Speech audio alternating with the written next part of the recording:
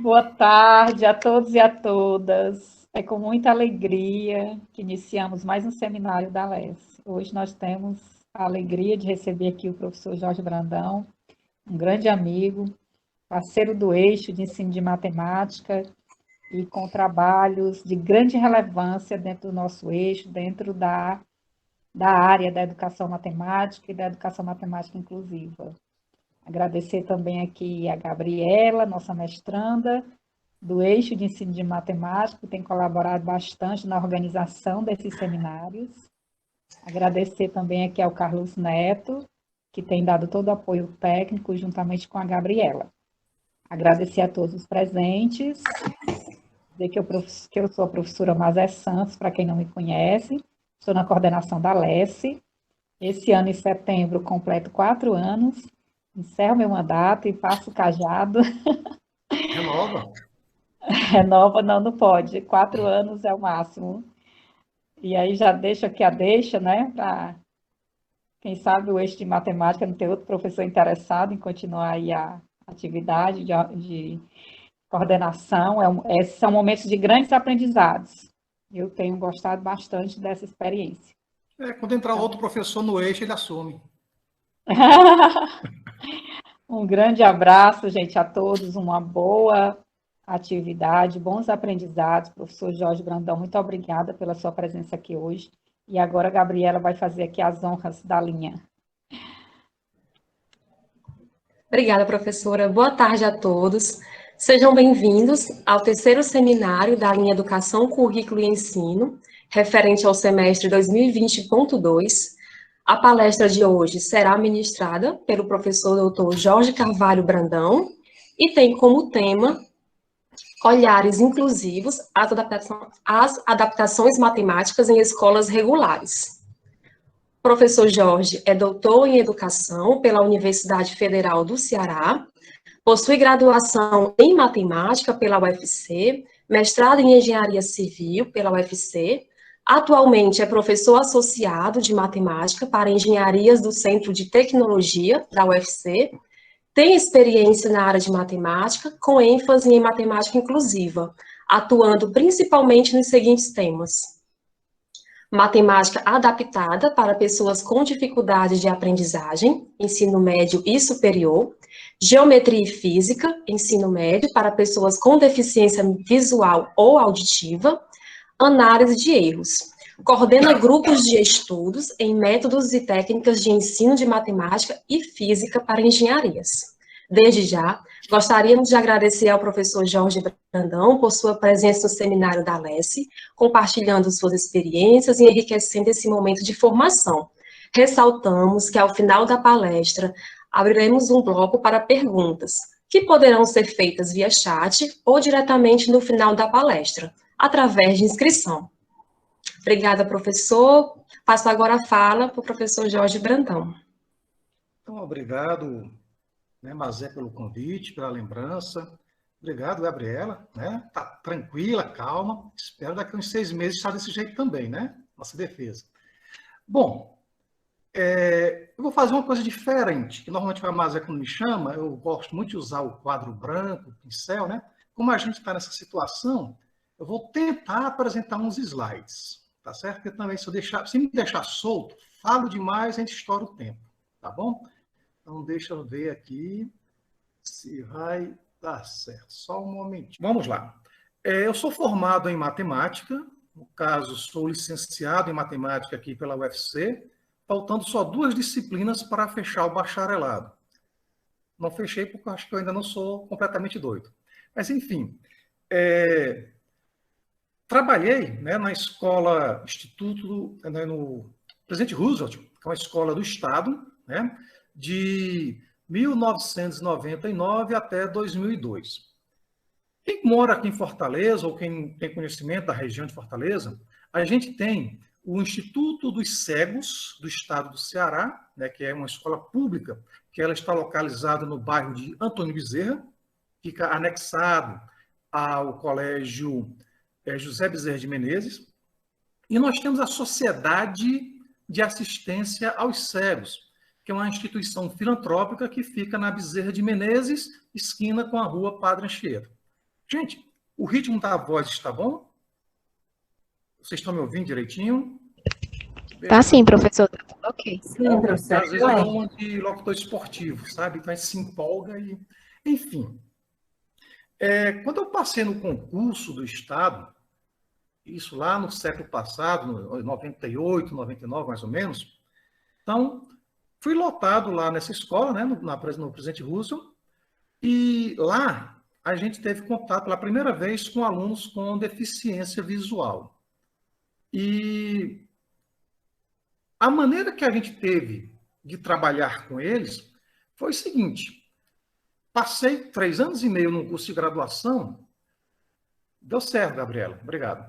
A gente passou 3 anos e meio num curso de graduação e em nenhum momento foi falado para nós, repito, a minha licenciatura está mais para um bacharelado, tá certo? Antigamente a gente fazia tudo junto, licenciatura e bacharelado.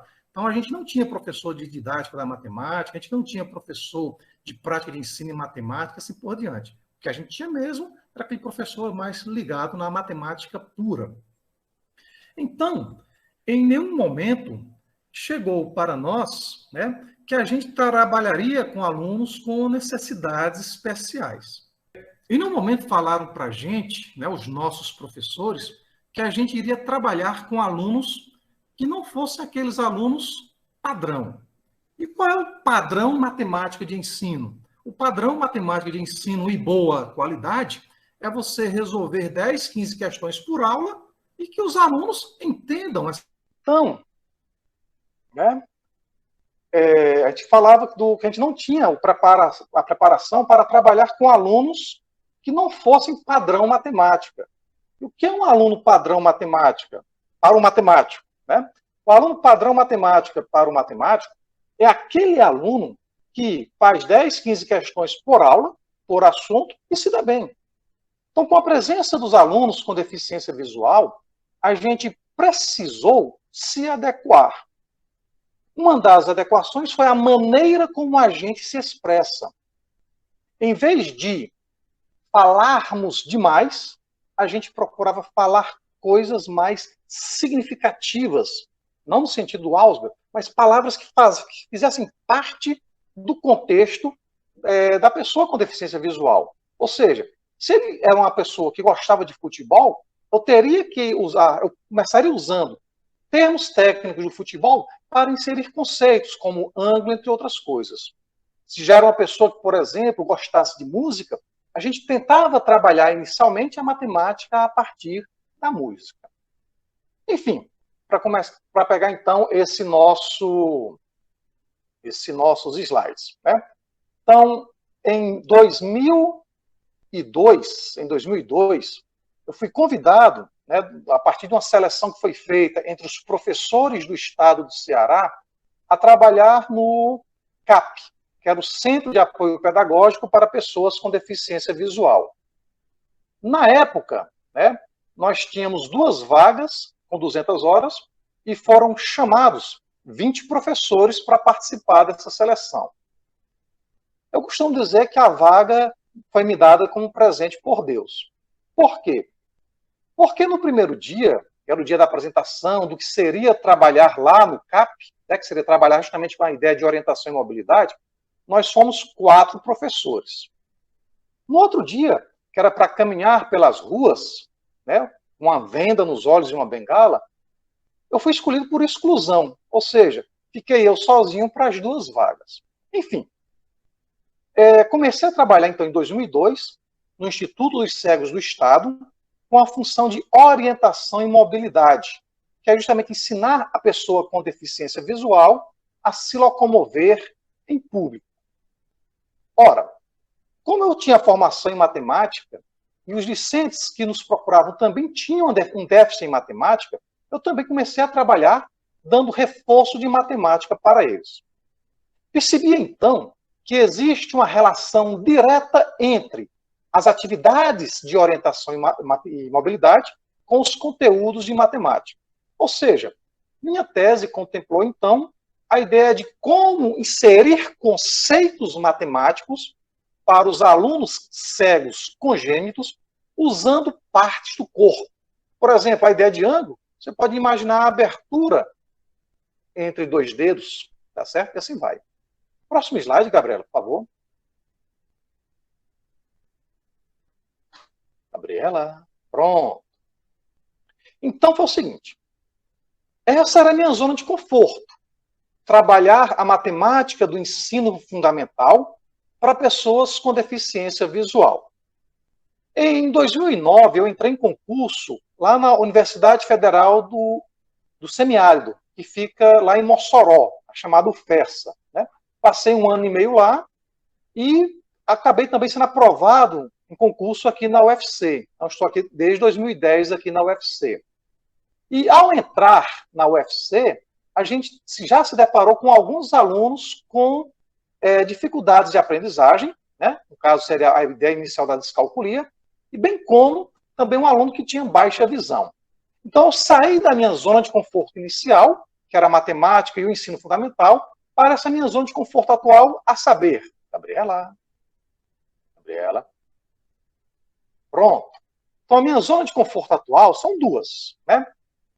Uma é trabalhar pessoas com deficiência visual, incluídas na UFC, cursando disciplinas de cálculo diferencial integral com uma variável ou a disciplina de álgebra linear.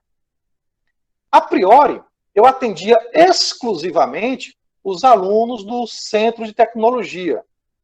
Mas aí eu caí na besteira, sabe, de me tornar agente de acessibilidade. Aspas. Por que cair nessa besteira? Porque lá no CT, eu acho que o pessoal entendeu que agente de acessibilidade era agente do Tivira. Ou seja, tudo que era aluno com necessidade especial, os colegas estavam passando diretamente para a minha pessoa, sem usar a Secretaria de Acessibilidade, né? Então, hoje eu trabalho também com alunos com deficiência auditiva, também trabalho com alunos com transtorno de espectro autista, não só no Centro de Tecnologia, como em outros locais. Bom, acontece que, para trabalharmos o cálculo, a gente precisa de vários conhecimentos prévios. Por exemplo, ao trabalharmos com reações químicas, existe uma técnica chamada integração por frações parciais. Não se assuste com os nomes, tá bom? O principal problema dos alunos não é integração, não é parcial, é a palavra intermediária, fração. Então a gente nota que essa falta de base do ensino médio, e não raro do ensino fundamental, principalmente soma e subtração de frações, trigonometria e geometria plana, isso aí é uma carência que esses alunos têm. Então a gente sempre procura, quando vai desenvolver as disciplinas de cálculo, álgebra linear, sempre oferecer horários paralelos para atender esses alunos que porventura tenham esse déficit. Gabriela, por favor. Bom, então, pela inclusão, né, já que a gente falou que a gente estava trabalhando na Secretaria de Acessibilidade, então, em 2018, né, tivemos aspas, problema, eu prefiro chamar de desafio, quando a mãe de um aluno com transtorno de espectro autista do curso de oceanografia, ela entrou na justiça pedindo que o aluno em questão fosse dispensado das disciplinas de matemática, física e estatística. Ora, foi feito então um levantamento onde comprovou-se que ele não era viável ele ser dispensado dessas disciplinas. Por quê? Porque tais disciplinas formam um tripé, uma base que sustenta todo o curso de oceanografia, né? E como também, como eu já tinha falado, a gente tinha deficiência auditiva nas engenharias. Bom, mas enfim, esse caso de 2018, né, que a gente não vai entrar aqui, não vai falar o nome do aluno nem nada, a gente notou que ele tinha descalculia, ele tinha algumas dificuldades, não só no tocante à matemática, tinha outros problemas também, mas ele tinha uma coisa positiva. No livro O Pequeno Príncipe, posso citar, gente? Alguém se incomoda se eu citar O Pequeno Príncipe aqui? Porque, afinal de contas, de acordo com o Guinness Book, O Pequeno Príncipe é um dos 10 livros mais traduzidos do mundo, bem como também um dos 5 mais lidos. Bom, mas enfim, esse menino lá da sonografia, ele o jeito dele se expressar acabou me cativando. Esse ato de me cativar fez com que no ano passado, 2019, a gente oferecesse de novo a disciplina para ele, e a gente tinha até a orientanda, que era a Rosângela, né, onde ela entrou como apoio, ou seja, eu entrava com a disciplina, eu fornecia um monitor para ele, para ensiná-lo a trabalhar com a parte informática, e a Rosângela entrou ensinando a parte de conteúdos matemáticos. Felizmente, ou felizmente, ele não logrou êxito. Mas, por causa do Cativa-me, a gente vai oferecer essa disciplina ainda uma terceira vez. E toda vez que a gente vai oferecendo, novas ideias vão surgindo. Por exemplo, na segunda vez que a gente ofereceu a disciplina, a gente levou mais material concreto, a gente preparou uma apostila onde se aplicava o cálculo lá no curso de oceanografia. Então, a gente fez leituras de TCCs, fez leitura de artigos, todos atrelados ao ensino de cálculo lá para o curso de oceanografia. Em algumas das dinâmicas, por exemplo, para calcular a área de algumas curvas no papel, a gente levava aqueles bis, vocês já ouviram falar, aquele chocolatezinho, né? Então, a gente pegava vários bis, colocava por cima da figura e fazia o princípio 1 a 1 da contagem, para ele ter um pouquinho de noção do que era o cálculo aproximado. Já estou entrando na ideia da adaptação, né? Bom, mas enfim, Cativa-me. Gabriela? Gabriela? Bom, enfim, para a gente poder adaptar a matemática, a primeira pergunta é: o que é matemática? Desculpa. Matemática é apenas operacionalizar com números e letras? Ou seria a matemática a parte da lógica? Por exemplo, quando você tem uma premissa, quando você tem uma afirmação para chegar numa conclusão, todo homem é mortal, Adão é homem, logo Adão é mortal, então seria isso a matemática? Bom, a gente não vai se aprofundar, né, no contexto, mas a ideia básica é, se vocês pegarem a origem histórica da palavra matemática, verão que significa matema, que é a atividade, fique, pensar, raciocinar. Então, matemática é a atividade de pensar. Estão pensando bem? Vamos lá, Gabriela, na próxima, para a gente para dar um exemplo. Bom, opa, volta, isso daí. Já que a gente quer adaptar a matemática, gente, detalhe, eu tenho mais de 20 anos de magistério de ensino superior.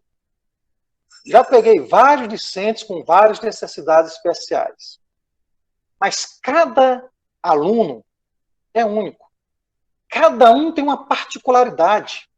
Às vezes, as estratégias que são utilizadas em um ano e dão certo no aluno X, não necessariamente darão certo com outro aluno, mesmo que ele tenha as mesmas características. O que aconteceu, por exemplo, que serviu de base para a tese do Miguel, eram duas alunas com baixa visão no curso de Engenharia Química, onde ambas usavam o Arial Black 18 para escrever, ambas eram cegas do olho direito e ambas eram baixa visão do olho esquerdo.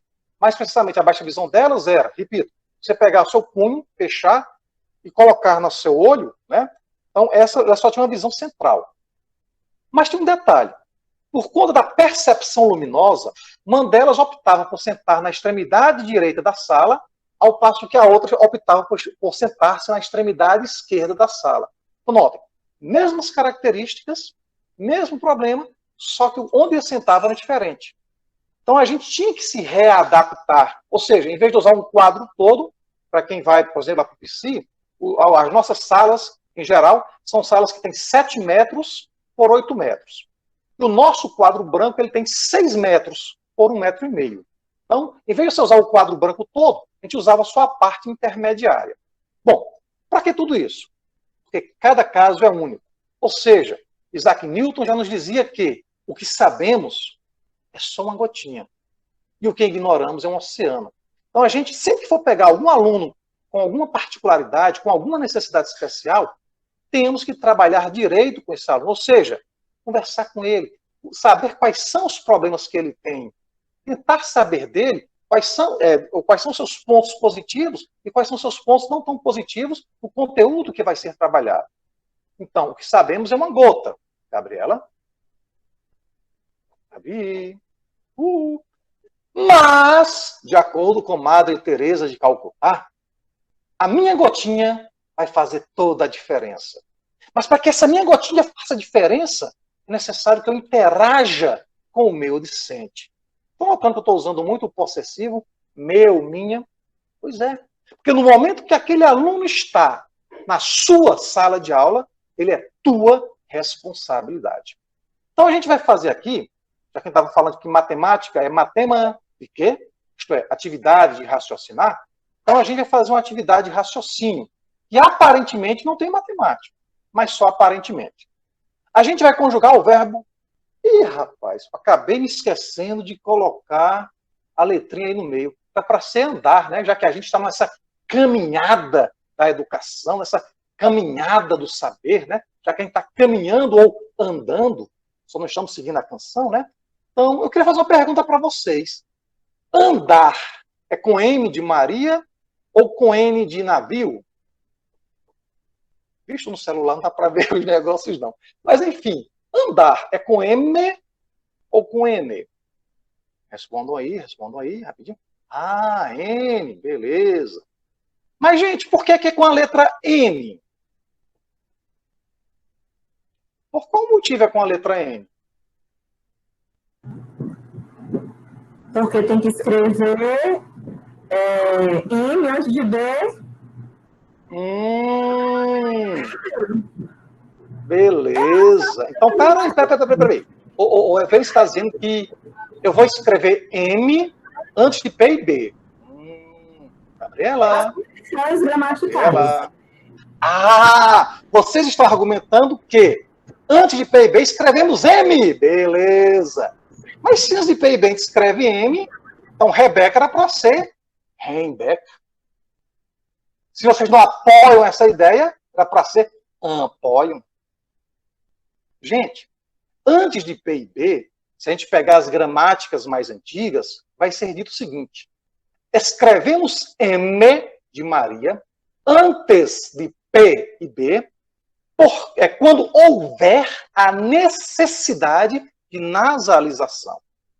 Aí a matemática vai entrar no seguinte aspecto: e por qual motivo, quando há a necessidade de nasalização, antes de P e B escrevemos M?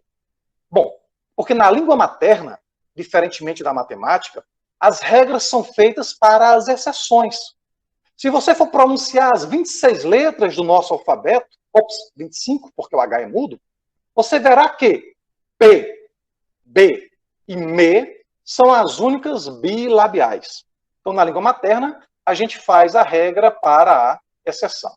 Bom, então, quando eu falei, vamos conjugar o verbo, algumas coisas têm que ser necessárias. Por exemplo, em que modo? Em que tempo? Bom, isso daqui a gente não vai entrar no mérito da questão, senão a gente vai perder muito tempo, tá bom? Então, ao conjugarmos um verbo, se o verbo for regular, aí você vai tentar lembrar o que é um verbo regular. Então, estou notando que eu estou trabalhando com vários conceitos no simples fato de conjugar um verbo. E notem que o que motivou conjugar um verbo foi uma premissa lá da língua portuguesa, lá da nossa língua materna. Próximo slide. Se tiverem dúvida, gente, é só perguntar, tá bom? Bom, então a gente está preparando aqui a ideia do como adaptar. Mas repare que no final aí desse slide eu coloquei, gente, se for possível adaptar. Como assim, professor? E não é possível sempre, não? Nem sempre. Como assim nem sempre? Aquela pessoa que trabalha numa escola particular, que está seguindo um determinado livro-texto, ele tem que cumprir aquilo ali, gente. Se ele não cumprir aquilo ali, o aluno vai chiar para o pai. Aí o pai vai perguntar para o diretor: por que você mandou eu comprar um livro tão caro e o professor não está usando? Estou dando esse exemplo aqui, porque a gente uma vez fez uma oficina, né? E onde justamente levantaram isso, essa questão. Eu não posso adaptar porque eu estou preso ao livro didático. Bom, mas vamos lá, vamos começar do começo, partindo do princípio que você consiga adaptar. Bom, repare que eu não falei adaptar matemática. Eu coloquei como adaptar. Então, para adaptar algum conteúdo, seja da matemática, física, história, química, é preciso que você tenha um conhecimento deste conteúdo, gente. Você não vai adaptar aquilo que você não conhece, tá bom? Então tem que ter conhecimento. Agora, atenção. Para que essa adaptação seja efetiva, torna-se necessário que haja uma afetividade da sua parte com seus discentes. Afeto? Bom, afeto não é aquele afeto no sentido de gostar mais do aluno X do que do aluno Y. Mas o afeto aqui é você ter uma relação com o teu aluno de respeito. Porque se há o respeito, é possível haver um diálogo. Em havendo um diálogo respeitoso, é capaz de você saber os potenciais, bem como as dificuldades desse referido aluno. Próximo slide, por favor. Bom, quando a gente falou há pouco tempo do adaptar será possível, a gente colocou aqui um slide, né? Não sei se tem alguém com deficiência visual assistindo.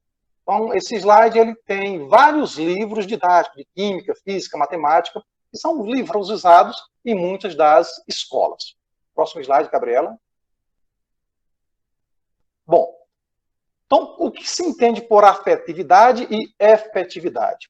A afetividade é uma relação de respeito. Normalmente a gente respeita quem a gente gosta. De quem a gente não gosta, dificilmente a gente respeita, né? A não ser que seja por força de lei. Mas, enfim, o afetivo seria a ideia do coração e o efetivo seria o raciocínio. Então, o slide aqui ele representa um coração com pés, de mãos dadas com o cérebro, também com os pés andando, caminhando. Ou seja, a aprendizagem não é algo parado, é algo em movimento. Se está se movendo, é algo vivo. Gabriela, o próximo, por favor. Bom, para eu adaptar um determinado conteúdo, eu preciso conhecer esse conteúdo. Mas a maneira como eu vou me expressar para o meu aluno, eu tenho que saber o conhecimento prévio dele. Então, eu preciso fazer um teste diagnóstico. Opa, detalhe. Quando a gente fala teste diagnóstico, não é só uma vez que você vai avaliar o aluno. Você faz esse teste em várias situações, em vários contextos, como diria a nossa querida professora Ana Iório. A gente vai testar, ou vai fazer testes, em ações contínuas e continuadas. É uma conversa informal, é um teste escrito e assim vai. E dessa conversa informal, repito, tendo que ter um diálogo. E uma vez que você fizer o diálogo, e essas explorações contínuas e continuadas, elas devem gerar um certo fluxograma. Calma. Eu sei que é uma linguagem meio matemática, mas a ideia é a seguinte. Você quer saber se o menino entende soma de frações. Primeira pergunta, o que é uma fração? Será que ele entende o que é uma fração no contexto dele? Então você pode colocar uma situação usando o Tangram, por exemplo. Aí, num outro momento, você pode pedir, fazer um contexto onde vai precisar do uso de fração, por exemplo. Ele tem uma barra de chocolate e tem vários quadradinhos e quer dividir para 8 crianças. Quantos pedacinhos vai dar para cada criança? Então, essa é a ideia. Ou seja, o mesmo teste ser replicado em vários momentos. Tá certo? Em vários momentos. Gabriela, por favor. Bom, repito, se tiver aqui alguém com deficiência visual, né? Eu vou postar nos próximos 3 slides uma tirinha, um recorte da revista do Chico Bento. Essa aqui vocês encontram na internet, tá bom, gente? É domínio público. O capítulozinho dessa revista, desculpe, é o segredo, tá bom? É o segredo. Então, é mais ou menos assim. O Chico Bento, ele trabalhava numa mercearia. Antes dele chegar na mercearia, né, o patrão dele estava lá meio, aspas, agoniado, porque estava cheio de gente querendo fazer compras. De repente, eu achei que ia ter um lockdown lá, né, para tentar contextualizar com os dias de hoje. Bom, brincadeiras à parte, estava muita gente falando ao mesmo tempo. Eu quero um pirulito, eu quero um saco de bombons, eu quero uma dúzia de ovos, assim vai. Aí o Chico Bento chega e o dono da mercearia diz, opa, Chico, tá aqui o seu avental, assume aí que eu vou lá para dentro. Vai se esconder, né, o cara, enfim. Aí o Chico Bento, muito calmamente, pergunta, quem foi o primeiro? Aí todo mundo levanta a mão, fui eu. Aí o Chico Bento, vixe, próximo slide, Gabriela. Bom, aí o Chico Bento disse o seguinte, olha, como todo mundo chegou ao mesmo tempo, eu vou estabelecer um critério. Qual vai ser o meu critério? Vou começar pelos mais velhos. Aí a mais idosa, uhul, sou eu. Aí o mais novo foi disse, ixi, não concordei. Aí, por que não concordou? Eu vou ser o último, né? Mas, enfim. Aí essa senhora, ela faz umas compras e dá R$3. Aí ela pergunta, eu tenho moedas de 50 centavos, Chico Bento. Quantas moedas eu vou precisar para pagar essa minha conta? Estão entendendo aí o contexto? Bom, depois que ela deu as moedas, ainda comprou mais alguma coisa. E ela deu outras moedas para o Chico Bento dar o troco e assim sucessivamente. Ou seja, cada uma das pessoas, porque eu recortei aqui alguns slides, tá bom? Cada uma das pessoas foi fazendo a compra, foi dando um valor e o Chico Bento iria dando o seu troco. Sempre isso aí daí. Próximo slide, Gabriela. Aí num dia foi ter uma prova. Adivinha de quê? Adivinha de quê? Bom, para quem não usa a matemática no dia a dia, é matemática.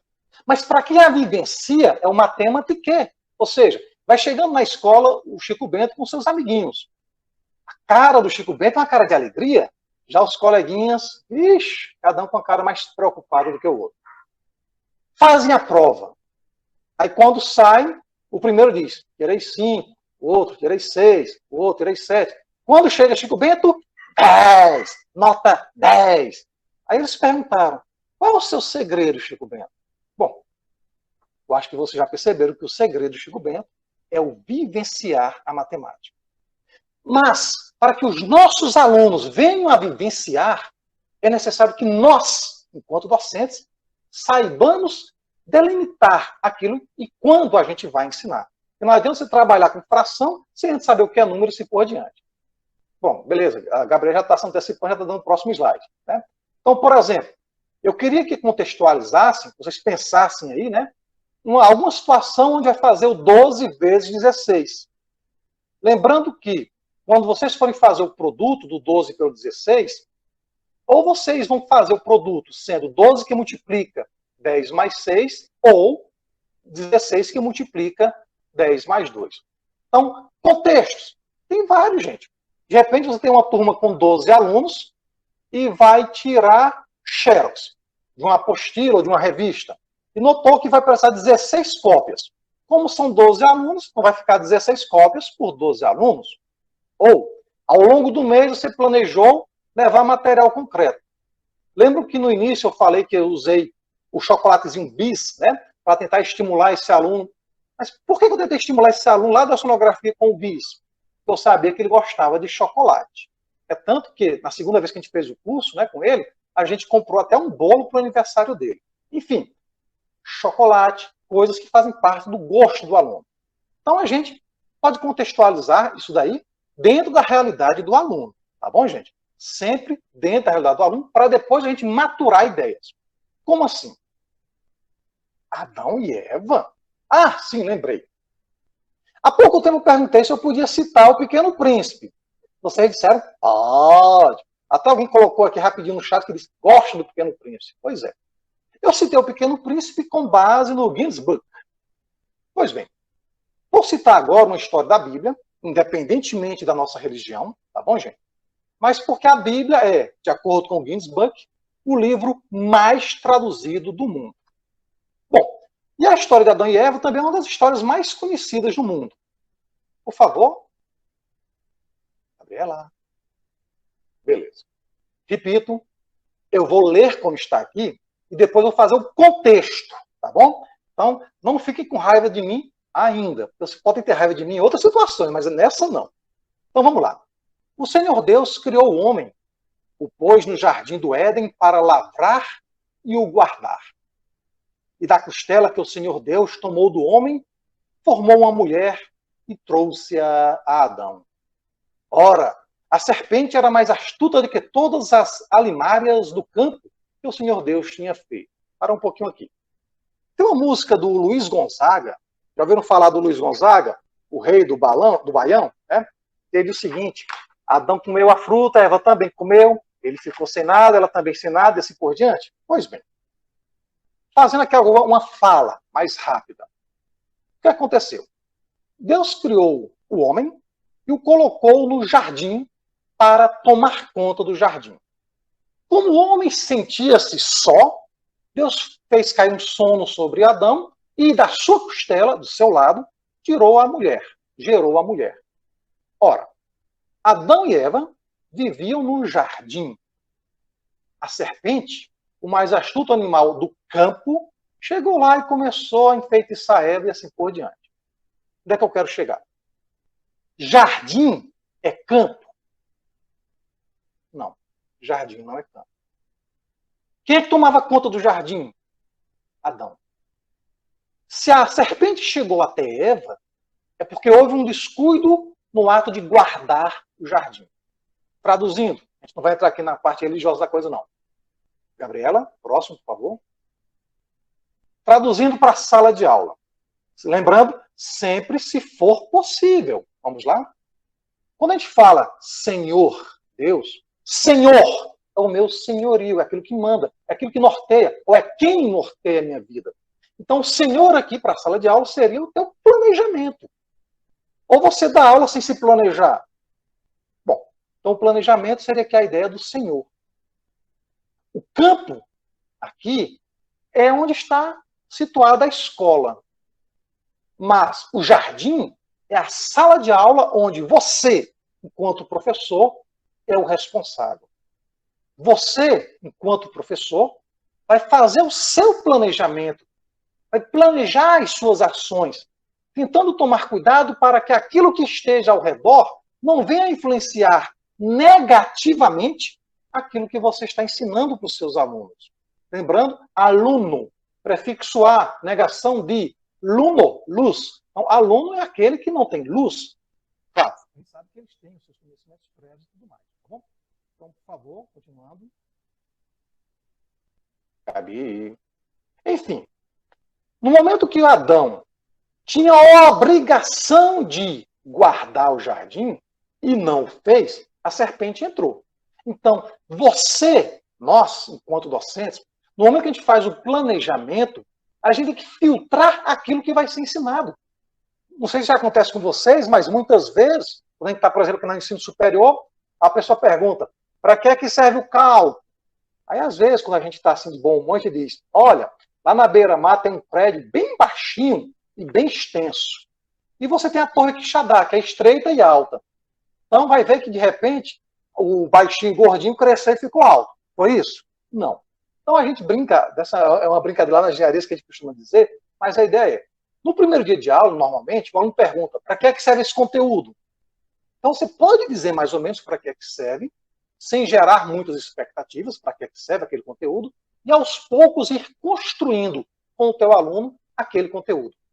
Por quê? Porque se você gerar expectativas demais, pode acontecer que o teu aluno, de tanta expectativa, ele possa até se frustrar.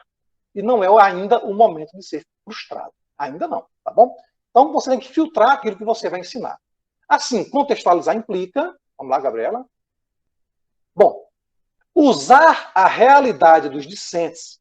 Ou seja, a gente tem que trabalhar com os conceitos pré-existentes na vida dele. Por exemplo, qual é o formato de uma bola? Digam aí, qual é o formato de uma bola? Por favor, só não façam bullying dizendo que é o formato da minha cabeça, tá bom? Esférico. Qual é o formato de uma bola? Esférico. É? Todos concordam? Depende da bola. Se for uma bola de futebol, é esférico. Se for de futebol americano, é oval. Beleza! Por que vocês citaram esférico? Porque o futebol, o nosso futebol, é o nosso esporte de maior, e o pessoal mais pratica, né? Então, normalmente, quando a gente fala futebol, vôlei, basquete, vê a bola no formato esférico. Mas se você for para o contexto, por exemplo, lá dos Estados Unidos, da Nova Zelândia, o principal esporte deles é o futebol americano, né? Onde usa um elipsoide como sendo a sua bola. Então, notem, quando eu perguntei qual é o formato de uma bola, a maioria de vocês já pensou na bola no formato esférico. Mas aqueles que têm essa experiência, essa vivência com outros tipos de esporte, que usam outros formatos de bola, já devem ter pensado em outras bolas. Outro exemplo. Pensem em um cachorro. Vocês conseguem pensar em um cachorro? Pensem agora no cachorro azul. Opa, não pensem mais no cachorro azul. Vixe, foi tarde demais. Alguém que pensou no cachorro azul quando eu pedi para não pensar mais, esqueceu o cachorro azul? Sempre sua idade, o que é que tem a ver? É a questão do contexto.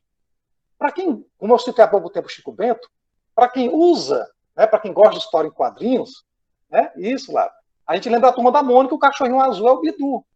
Ou seja, você pode trabalhar a partir de histórias em quadrinhos, você pode trabalhar a partir daquilo que faz parte do dia a dia da criança, do adolescente, caso seja também, ou até do adulto, se for uma educação de jovens e adultos. Então, é interessante que no primeiro momento você faça uso de palavras que sejam contextualizadas para ele. Lembro que quando eu trabalhava no Instituto dos Cegos, né, quando a gente trabalhava com orientação e mobilidade, a gente começou a inserir os conceitos geométricos a partir de palavras que faziam parte do contexto dele. Por exemplo, ponta, a ponta da bengala. Quando a gente pegava uma figura plana, a gente chamava inicialmente ponta. Depois a gente passou a usar vértice, tá certo? Ponta e vértice no mesmo contexto. É claro, a linguagem formal, vértice. A linguagem formal, ponta. Só que a gente também tem que tomar cuidado com uma coisa, Gabriela. Gente, cuidado. Muito cuidado com parônimos e homônimos. Lembra que eu falei desse aluno lá da sonografia? Uma vez, a gente conversando por WhatsApp, ele perguntou uma coisa, eu disse. Mas ele perguntou o que é que eu achava dele no cálculo. Aí eu disse, olha, ainda estamos fazendo experiências. Aí ele respondeu, eu sou um experimento, professor. Eu não sou rato. Eu digo, calma. Lembrando que ele tem transtorno de espectro autista, tá bom? Então ele tem o intelecto dele tem dias que está muito aflorado, ou seja, tem dias que ele está rápido, mas tem dias que ele está um pouco devagar. Então, aí eu percebi, poxa, essa palavra acabou quebrando, né? Acabou rompendo o nosso diálogo naquele dia.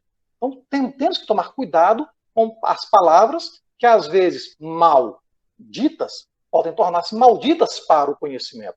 Próximo slide, por favor. Olha meu tempo, viu, gente? Bom, então, de volta ao exemplo 12 vezes 16, você pode utilizar, por exemplo, cartolinas, né? Você pode utilizar caixas para introduzir, né, alguns conceitos matemáticos. Próximo exemplo. Então, não estranhe ainda. Então, quando vocês estão escrevendo, ensinando os alunos a fazer as contas, né, já pensando agora no pessoal da pedagogia, ensinando os alunos a fazer a multiplicação, gente, não é interessante você pegar 343 vezes 5.689. Não. Comece com coisa que faça parte do dia a dia. Tenta contextualizar. Se você ensinar o aluno 123 vezes 958, unidade, dezena, centena e por diante, já faz parte do contexto dele. Entendendo? 2 vezes 6. 2 vezes 6 o quê? 2 unidades vezes 6 unidades dão 12 unidades. Ora, 12 unidades que corresponde a uma dezena e 2 unidades. E assim vai. Próximo slide, eu vou me adiantar um pouco, quando o tempo está passando, né? Enfim, procurem usar o bom e velho QVL. É velho, mas ainda é usado. É sustento, é base. Próximo slide, por favor. Então, exemplos de adaptações. Então, vou citar aqui apenas um exemplo, tá bom? Focando no ensino fundamental, repito, já que a maioria de vocês aqui é formado por pedagogos. Então, como é que eu posso motivar? Motivar não.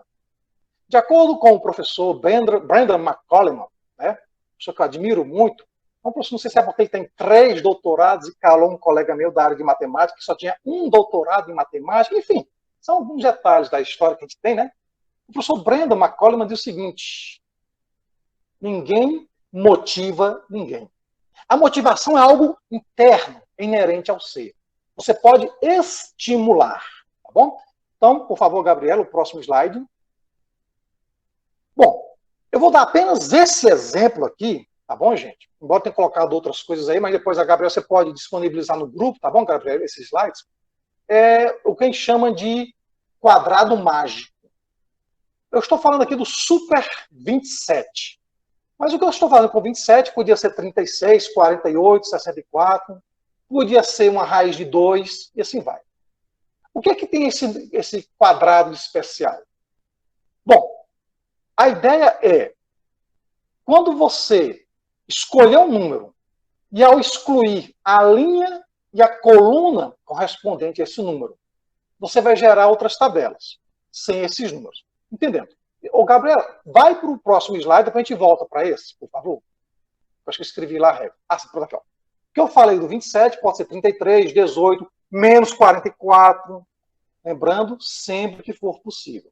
Então, aquela tabela, o 27, de repente, o aluno vai estar comemorando 27 anos da escola, ou um conhecido dele está fazendo 27 anos, aí ele resolve fazer um cartaz, né, com aquela brincadeirazinha. Que brincadeira? A seguinte, vamos lá, Gabriela.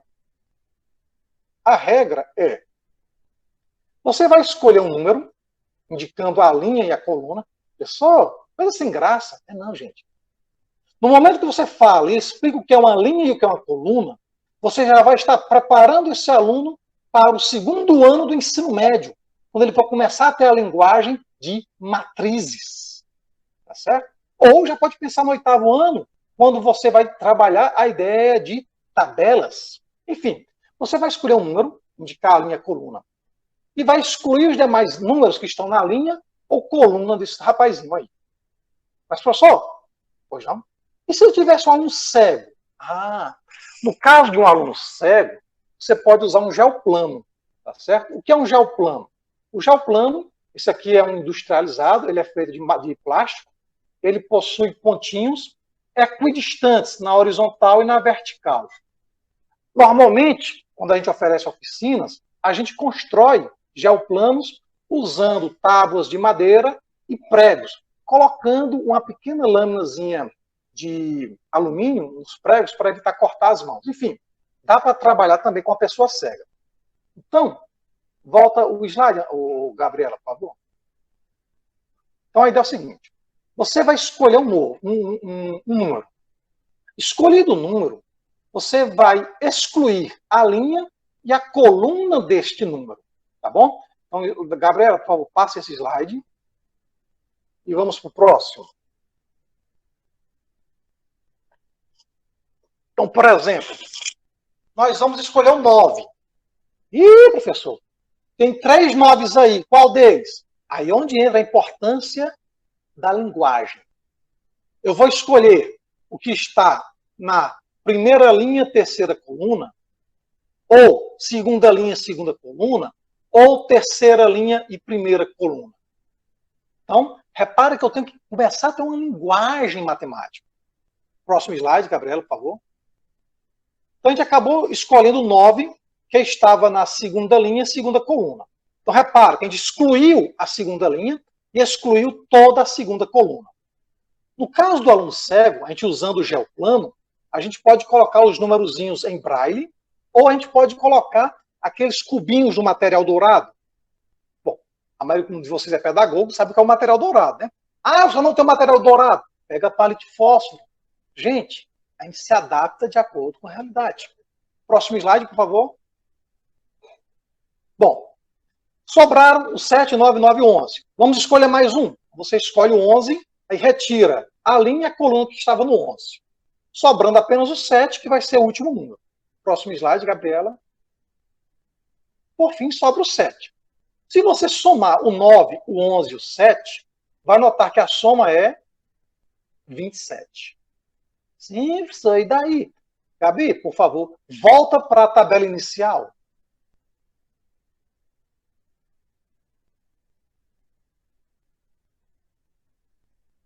Pronto, parou um pouco. 1 minuto, gente. Cada um de vocês tente fazer essa brincadeirazinha. Escolha um número, exclui a linha e a coluna. Aí guarda esse número. Da linha e coluna excluída, pegue outro. E assim vai. Vocês vão notar que, independente da escolha que vocês fizerem, os números escolhidos, a soma vai ser sempre... Façam o teste. 30 segundos. 29. 28.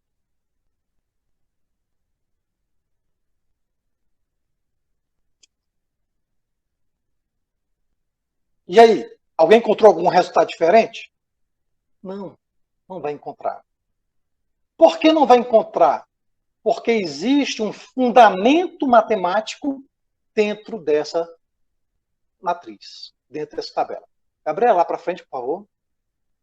Eu vou apenas fornecer para vocês como é a ideia, tá bom? Já são 3 e 3, para vocês começarem a fazer perguntas. Por favor, Gabriela. Vamos. Só existe aquela tabela com Suga 27? Não, tem mais. Vamos lá. Mais uma, por favor, Gabriela. Bom, como a tabela é 3 por 3, ou seja, ela tem 3 linhas e 3 colunas, mas eu poderia fazê-la 4 por 4, 5 por 5, 10 por 10. Já imaginou? A escola está fazendo, então o município está fazendo 95 anos. Aí você pode fazer uma brincadeira dessa usando material dourado, né, numa feira de ciências, para comemorar os 95 anos da cidade, né, do município, da escola. Enfim, mas, professor, uma coisa sem graça, né? Bom, sem graça para aquele que sabe. Mas para a criança ou para o adolescente que está trabalhando, isso aqui é muito significativo. Com efeito, estou usando, por enquanto, só números inteiros. Você pode usar... lembra que eu falei integração por frações parciais? Qual é o gargalo? Frações. A gente usa isso daqui com alunos do primeiro ano de engenharia para recordar frações. Pode? Se pode ou não pode, eu não sei. A gente usa, o pessoal se diverte e recorda como operacionalizar frações. Bom, então no caso do 27, que foi o nosso número escolhido, eu vou, aspas, desconstruir. Como assim? Eu vou sair retirando, como eu quero 6 números, porque a tabela é 3 por 3, eu vou fazer 6 retiradas do 27. Por exemplo, retira 7, 6, 5, 4, 3, 2. E aí, próximo. Cadê? Próximo. Lembrando que a gente pode usar material dourado, tá bom? Pronto. Então, o que a gente vai fazer? A gente vai gerar uma tabela ampliada. Pode passar, Gabriela. Isso aqui eu vou explicar na próxima. A gente vai gerar uma tabela ampliada. Ou seja, se eu quero uma 3 por 3, eu gero uma 4 por 4. Aqueles números que foram na retirada, 2, 3, 4, 5, 6, 7, eu coloco como entrada, ou na extremidade esquerda ou extremidade direita, ou completamente na primeira linha ou na última linha. Tanto faz.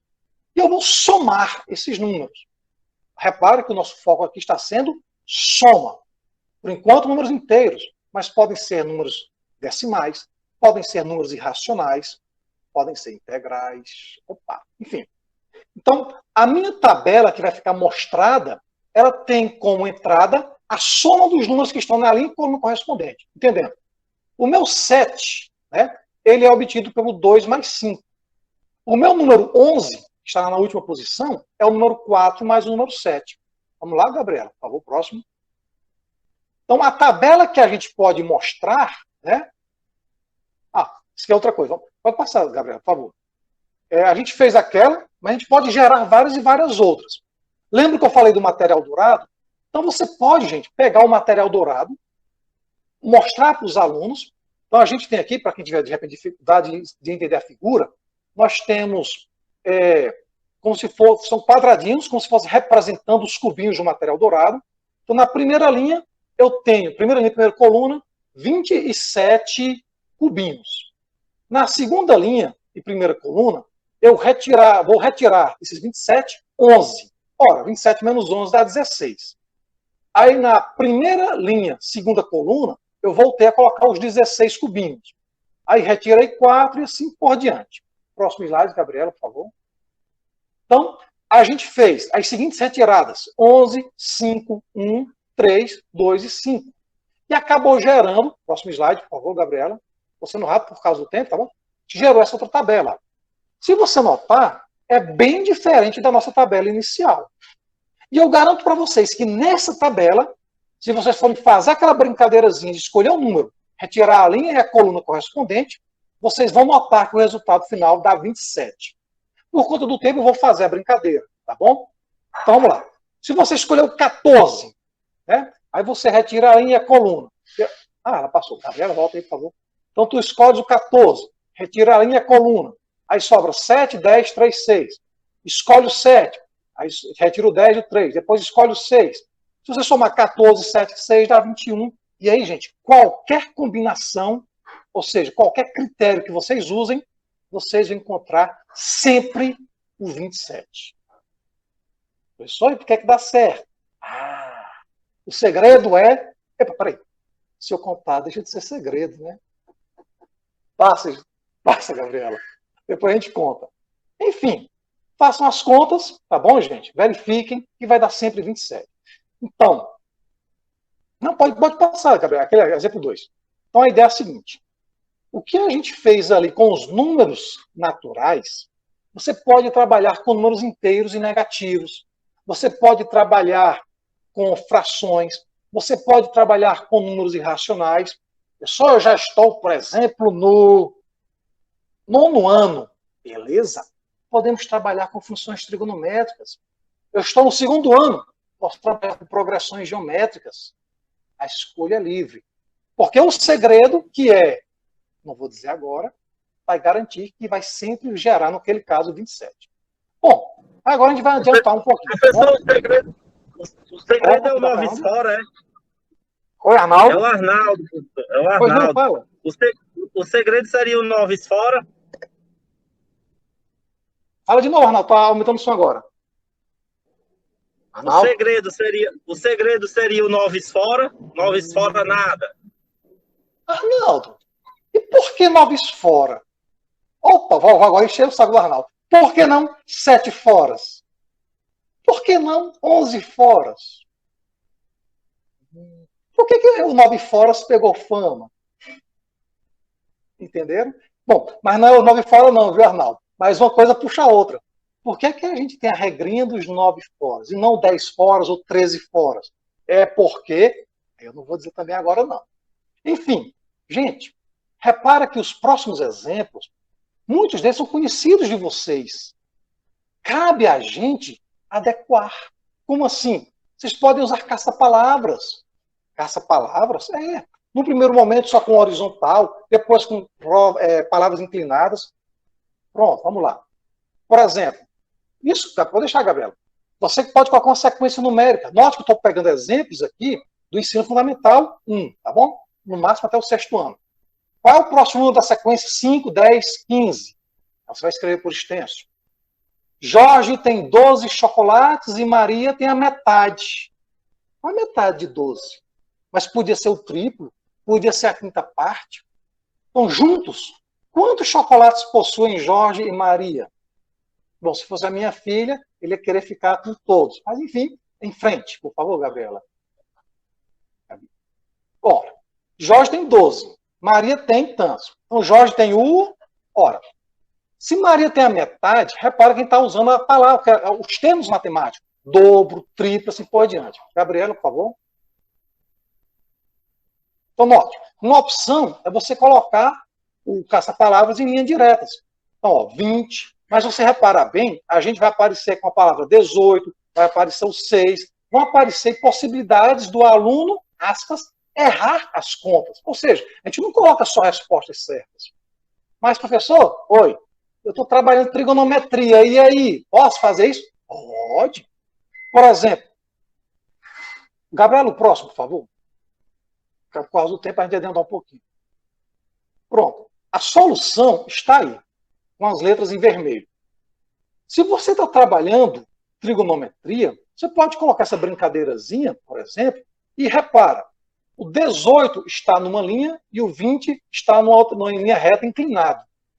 Então, qual é o ângulo formado entre a reta que contém a palavra 18 e a reta que contém a palavra 20?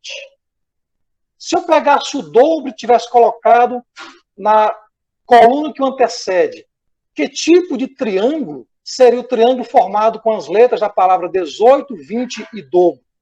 O contexto somos nós quem fazemos. Próximo slide, por favor.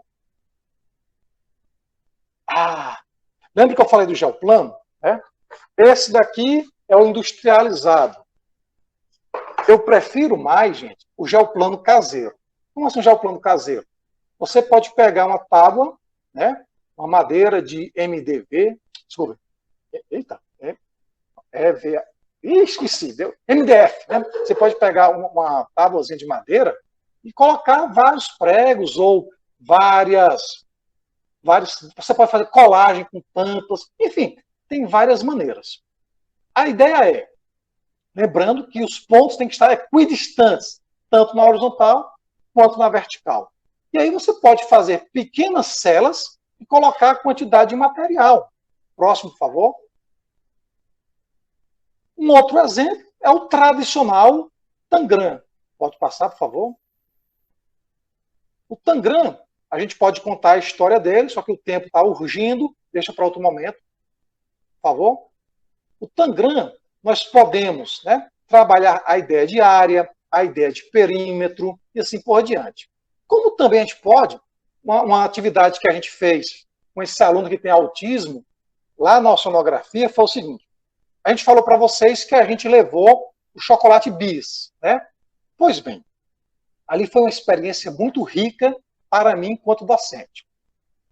A turma que a gente ofereceu a disciplina, né, se alguém quiser assistir depois a palavra que a gente vai dar lá para o PAAP, né, mas já a gente vai falar um pouquinho sobre o cálculo, a gente vai falar um pouco sobre essa experiência lá, mas já só posso relatar aqui o seguinte. A gente fez uma pequena brincadeira, a gente usou o Tangram com eles, onde cada peça do Tangram tinha um valor. Então, o Tangram, ele tem triângulos pequenos, um triângulo médio e um triângulo grande. Então, se eu disser que o triângulo pequeno vale, por exemplo, 2 chocolates, quantos chocolates valem o triângulo grande? Ou, se o triângulo grande vale 16 pirulitos, quanto vale um triângulo pequeno? Troca agora 16 pirulitos pelo resultado de uma integral, pelo resultado de uma fração e assim vai. Gabriela, o próximo, por favor. Enfim, podemos trabalhar com Tangram, área, perímetro, fração.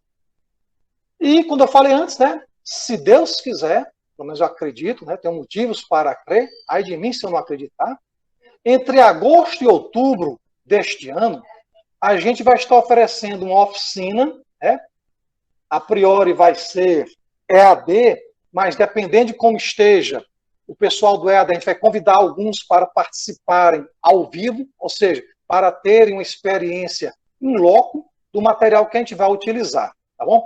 Então, entre agosto e outubro, a gente vai fazer uma oficina a nível de ensino fundamental. Agora, em abril, se Deus quiser, a gente vai ter uma oficina, mas é para o pessoal do cálculo, que é o ensino de cálculo para pessoas com deficiência visual. Então, vai ser prioritário para o pessoal que trabalha a matemática no ensino superior, tá bom?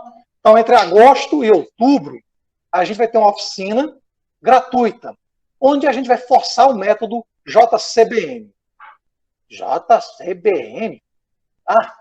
Joe Carvalho Brandão Methods. Não.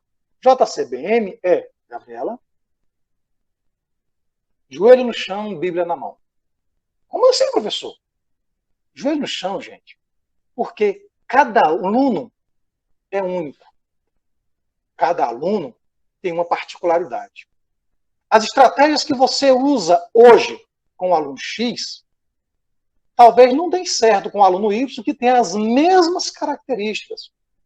Ou talvez, de repente, as estratégias utilizadas para discentes com deficiência visual ou discentes com transtorno de espectro autista sejam também úteis dentro de uma sala de aula regular para os alunos, aspas, normais, mas que possuem dificuldades de aprendizagem. Então, quando a gente fala joelho no chão, é no sentido de termos humildade no momento que formos fazer, olha aí, o planejamento das minhas ações. Toda ação tem que ser planejada. Gente, eu só colho aquilo que eu planto. Às vezes eu colho nem coisas que eu não planto. Por exemplo, falando daquele menino lá do autismo, lá da oceanografia. A gente tinha preparado uma dinâmica para trabalhar funções do primeiro grau e funções polinomiais do segundo grau. A gente pegou uma bola, né, e foi fazendo lá as dinâmicas. O pessoal que estava lá estava amando, estava gostando. Só que esse menino com a oceanografia olhou para mim e disse, que chato. Aí baixou a cabeça. Olha, quando ele falou que chato e baixou a cabeça, a vontade que eu tive foi descer as escadas, que estava lá na sonografia, né, lá no Labomar, e tomar um banho de mar para relaxar a cabeça, que o sangue ferveu. Puxa vida. Passei uns 2 dias pensando nessa dinâmica e o caboclo vai e diz, que chato. Mas depois, repito, humildade. Humildade para saber o quê? Fulaninho, vem cá. Por que você achou chato? Claro, todo mundo tinha saído. Por que você achou chato aquela dinâmica? Estava todo mundo gostando. Aí ele explicou. Aí, no momento que eu fui conversar com ele, eu notei que ele me deu uma aula sobre pedras, porque ele fez um curso técnico de mineralogia. Então, ele me falou sobre vários tipos de minerais. Tá aí, minerais já vão ser a base para a terceira vez que a gente for oferecer a disciplina de cálculo para ele. Os tipos de rocha, trabalhar a partir daquilo que ele gosta e que ele se estimule. Então, eu estimulo ele que se motive. Né? Então, o que nós sabemos, repito, é uma gotinha no oceano, Isaac Newton. Mas Madre Teresa de Calcutá complementa que a nossa gotinha faça a diferença, porque a gente não sabe de tudo. Então, joelho no chão, humildade. Bíblia. Bom, para aquele que se norteia na palavra de Deus, né? A Bíblia seria os materiais. Aquele que acredita, não acredita, não importa. Aquele material que você vai utilizar para te dar suporte no planejamento de suas ações. Para só então, Gabriela, de uma vez que você planejar, repito, tem que avaliar, gente. Ah, professor, que tipo de avaliação eu vou fazer? Estou falando da avaliação do teu planejamento. Mas a avaliação do teu planejamento também vai implicar em como você vai avaliar os teus alunos. Será que eu vou fazer uma avaliação aos pares, tipo peer instruction? Será que eu vou utilizar uma sala de aula invertida e avaliar a capacidade de se expressar desse aluno? E assim vai. Então, o meu avaliar aqui seria avaliar o planejamento, mas também eu tenho que aprender a avaliar aquilo que o meu aluno fez. Próximo. Enfim, pronto, já falei demais, né? 3h20, acho que 40 minutos, até as 4 horas, só para responder as dúvidas de vocês, se tiverem, tá bom? Obrigado, Gabriela, pelo seu apoio. Obrigada, professor Jorge, por esse momento, compartilhar a sua experiência, né, com alunos com deficiência. Enquanto eu retiro os slides, eu vou fazer logo a pergunta da Lara, para que o senhor possa ir respondendo, tá bom? Ok. A Larinha perguntou, e nesse momento remoto, né, como o senhor está adaptando esses conteúdos para esses alunos com deficiência visual? Bom, vamos lá. Vamos começar com um caso que aconteceu.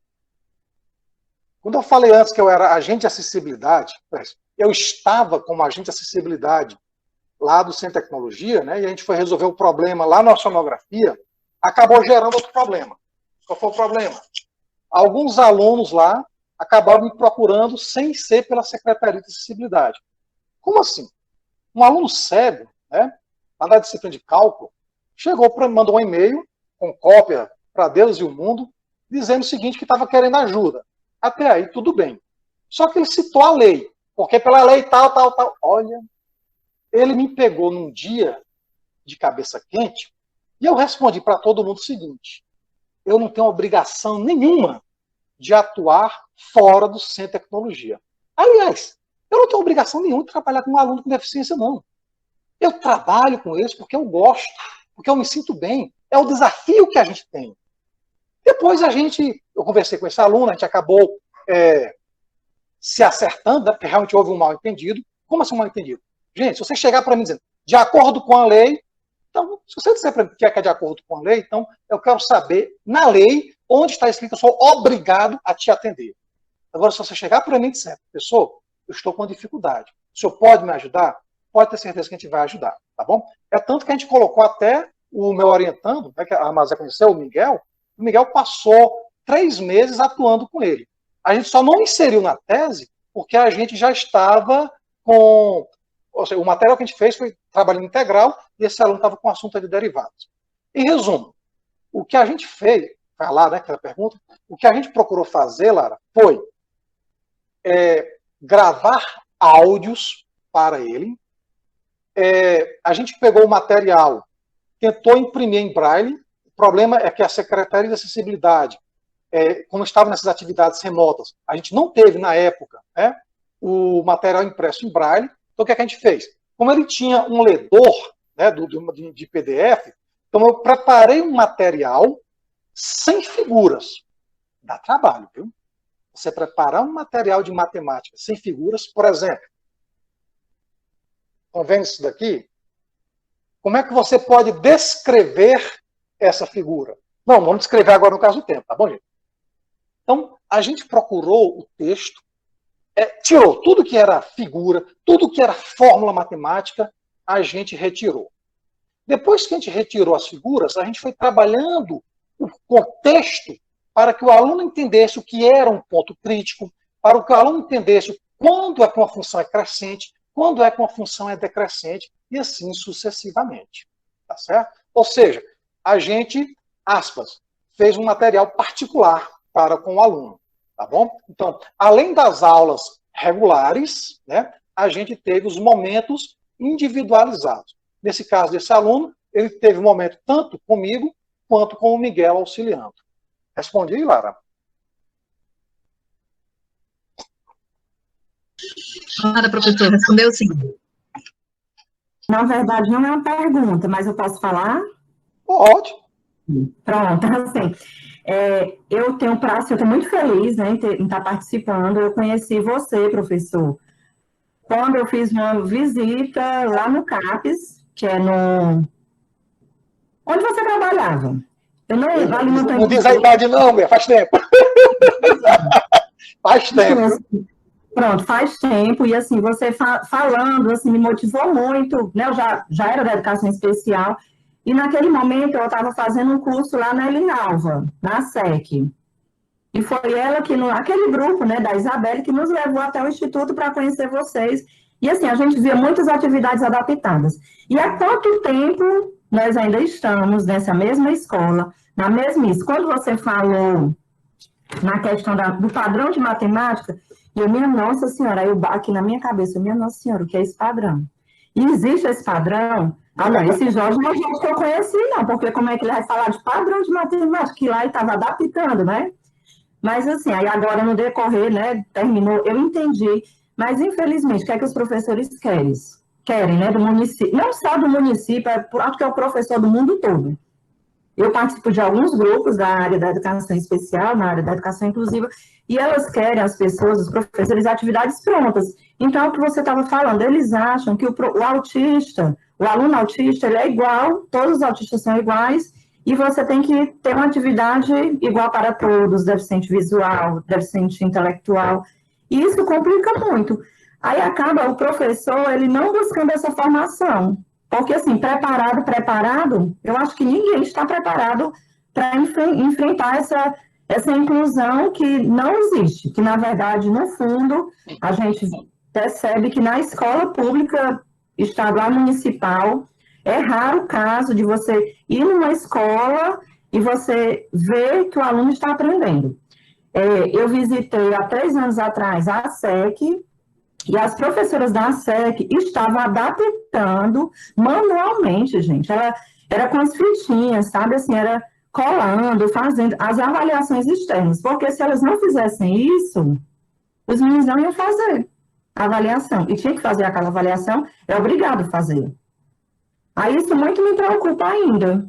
E assim, não sei até quando, acho que até os finalmente, né? Eu vou me preocupar enquanto não tiver eu não sei, na verdade, eu não sei o que está faltando para esse professor compreender, que a necessidade é dessa adaptação, a gente vê esse aluno como um único e buscar algo que ele possa aprender a partir do que ele sabe, a partir do que ele goste. Não sei se é isso. Pronto. Ok, Avelina, obrigado pela sua fala. Bom, nos slides, a gente sempre colocava se possível. Bom, o meu se possível, gente, eu pensei no pessoal de escola particular, tá bom? Por que escola particular? Porque você já vem com o livro pronto, ou segue ou segue. Se não seguir, tem vários professores querendo entrar. Mas, gente, na escola pública, pelo amor de Deus, a gente, tudo bem, tem um cronograma a seguir, mas eu tenho uma maleabilidade. Sou eu que mando na minha sala. Ou não é mais assim? Está tendo perseguição? Porque na minha época, quando eu fui professor de escola pública, a gente gastava 3, 4 aulas só usando material concreto, porque antes de entrar no Instituto Cego, eu já trabalhava com isso lá, com os meninos. Então a gente, aspas, perdia tempo brincando, jogando. Eu perdi as contas de quantos sacos de pirulito eu levei para a escola para comprar os meus alunos. Porque eu era a 5ª aula da sexta-feira. Você já imaginou, gente? 5ª aula da sexta-feira, fica pouco aluno. Então, a gente levava pirulito, levava isso, levava aquilo. A gente trabalhava com BIM, fazia várias coisas para poder ter um afeto para depois efetivar o ensino. Então, a gente, principalmente escola pública, bom, posso até estar errado, mas o que eu acho é que o pessoal às vezes se acomoda, tá certo? E a partir do momento, não falo da escola pública também, mas aqui na universidade, quando eu fui atender esse aluno com autismo, que fala daqui a pouco, né, para daqui a pouco, mas quando eu fui atender esse aluno com autismo, me prometeram mundos e fundos. Eu acho que eu foi no fundo do mundo. Vamos te dar um suporte psicológico. Opa, realmente fiquei precisando. Vamos te dar... Não me deram nada. Só foi na garra e na coragem. Como eu disse, ainda bem que o menino me cativou. Ainda bem que o menino é daquele tipo que, diante da dificuldade dele, ele mostrou um pouco que ele sabia. E foi desse pouco que a gente começou a fazer algumas coisas. Em resumo, o Evelyn, eu acho que o pessoal da escola pública, a maioria, ou vou dizer, não vamos quantificar, mas eu acho que alguns colegas da escola pública que têm a liberdade de ter o seu planejamento, ou seja, eu vou dar o conteúdo sobre, por exemplo, geometria plana. Eu planejei 10 aulas para aquela geometria plana. Eu posso pegar 4 aulas seguidas usando material concreto, posso pegar uma aula apresentando um vídeo, como, por exemplo, o Donald no Mundo da Matemática, e depois 3 aulas sobre teoria. O que isso me impede? Eu estava concluindo uma pesquisa agora de 6 anos. 6 anos uma pesquisa? Porque como eu uso muito material concreto nas disciplinas de cálculo, ou seja, disciplina de ensino, abre aspas, superior, fecha aspas, eu uso material concreto. Só que eu comecei a fazer o seguinte, eu peguei 2 turmas em 2015, né, e uma turma, é o mesmo conteúdo, mas uma turma eu segui o modelo padrão da matemática. Qual é o modelo padrão? O livro é esse, a gente faz 10, 15 questões. A outra turma foi toda adaptada. O que a gente podia usar de material concreto, a gente usava material concreto, a gente usava jogos, a gente indicava filmes, isso, aquilo, outro. Por que 6 anos? Fizemos 2015, ida em 2016 e ida em 2017. Eu estou colhendo os frutos agora da turma de 2015, porque a gente foi observar como é que foi o desempenho deles nas disciplinas futuras, em cálculo vetorial, que é da parte da matemática, mas também em fenômeno de transporte, em construção civil, ou seja, será que aquelas estratégias básicas para a formação de conceitos, via jogos, via material concreto no ensino superior, de fato foram úteis ou foram melhores do que as utilizadas no sistema padrão matemático, ou seja, do tradicionalismo? Então a gente estava colhendo esses frutos quando veio agora a questão da pandemia, e a pandemia, para mim, não foi nenhuma novidade. Calma. Não foi novidade a pandemia. A pandemia foi novidade, desculpa. Não foi novidade o que eu já fazia. O que é que eu já fazia em sala de aula? Por conta dessas meninas que tinham deficiência visual, lá em 2018, né, da engenharia química, a gente passou a fazer o seguinte, a gente criou um grupo de WhatsApp. Bom, maiores detalhes vocês pegam depois na tese do Miguel, tá bom? Mas a ideia foi, a gente criou um grupo de WhatsApp, onde a gente tinha 70 alunos em sala de aula, mais ou menos. Então, a gente dividiu em 10 grupos. 7 grupos. A gente dividiu em 7 grupos. Cada grupo de alunos, se quisessem, claro que é tudo se quisessem, eles iriam indicar um aluno para fazer parte do grupo master. Qual era o grupo master? Era eu, essas 2 alunas com deficiência visual e os, aspas, líderes de cada grupo. Então, você lembra que eu falei que o quadro branco a gente só escrevia no meio? Né? Então, a gente, primeiro, explicava o que ia ser ensinado naquele momento, escrevia só os pontos principais, batia uma foto, postava de imediato no grupo e depois eu gravava áudios que não excedessem 1 minuto. Ou seja, já estávamos, aspas, prevendo o que poderia estar acontecendo agora no remoto. Né? Então, o Miguel aproveitou isso daí, que foi parte da tese dele, esse contato que a gente teve com as alunas. Em resumo, tudo isso eu já tenho vários dados. Né? Então, será que isso daí influencia positivamente a aprendizagem do aluno? Bom, eu não vou poder dizer ainda, porque a gente ainda está fazendo a análise. Então, são 6 anos de observação, incluindo tecnologia, incluindo material concreto, para a gente ver se o que a gente ensinou adaptando é melhor do que foi ensinado de uma maneira, aspas, padrão da matemática. Em resumo, o Evelyn, às vezes falta vontade. Mais uma pergunta? Professor. Eveline queria falar alguma coisa, Eveline? Não. Tá bom. Professor, por conta do tempo que o senhor vai participar junto com a Rosângela, né, do evento do PAP, o webinário, a gente vai estar encerrando, tá bom? Vou fazer umas perguntas aí. Quem vai levar a chibata é a Rosângela. Quem vai falar mais é a Rosângela. Mas aí, para não atrasar também o evento do PAF, aí a gente encaminha para as considerações finais. O senhor já pode estar encaminhando, tá bom? Essas considerações finais da sua palestra de hoje, tá bom? Tudo bem. Quem tiver interesse nas oficinas, que serão gratuitas, aproveita, viu? Minha esposa vive dizendo que eu não sei ganhar dinheiro. A partir do próximo ano, as oficinas vão ser pagas. Então, esse ano, 2021, a gente tem 2 oficinas. Vocês fiquem atentos ao site da Universidade Federal do Ceará. Agora, em março, vai sair a propaganda do evento que vai ter em abril. Vai ser um curso 100% EAD, que é cálculo e deficiências, tá certo? Cálculo adaptado. Então, é mais para o pessoal do ensino superior que ensina matemática, física e o pessoal da engenharia. E, se Deus quiser, entre agosto e outubro, a gente colocou essa data toda, a gente está esperando ver se melhora aí a situação, né? A gente vai oferecer a oficina já a nível de ensino fundamental, que é o título Adaptações Matemáticas para Pessoas com Deficiência Visual e Descalculia, tá bom? Então, a ideia vai ser, tudo que a gente falou aqui dessas adaptações, então a gente vai ensinar como fazer essas construções lá na oficina. Se continuar como está, vai ser uma oficina EAD, mas a gente vai, já que a gente tem salas amplas lá no Centro de Tecnologia, lá no PSI, a gente está pensando em pegar, vamos supor, 5 ou 6 pessoas por encontro para fazerem a atividade em loco, porque temos espaço e segurança para isso, enquanto que os outros assistem em EAD, tá bom? Então vai ser, repito, essa outra, entre agosto e outubro, é só ficar atentos ao site da UFC. Então, resumindo, se você quiser adaptar um conteúdo, tem que ter conhecimento desse conteúdo, gente. Agora, antes de adaptar e antes de conhecer o conteúdo, conhece o teu aluno. É o que a gente tem a dizer. Procura conhecê-lo, porque conhecendo-o, de repente, ele vai te dar noções de como agir. Então, para fazer aqui o meu fechamento, lá no Instituto dos Cegos, a gente pegou 2 alunas com deficiência visual. Uma era cega congênita, né?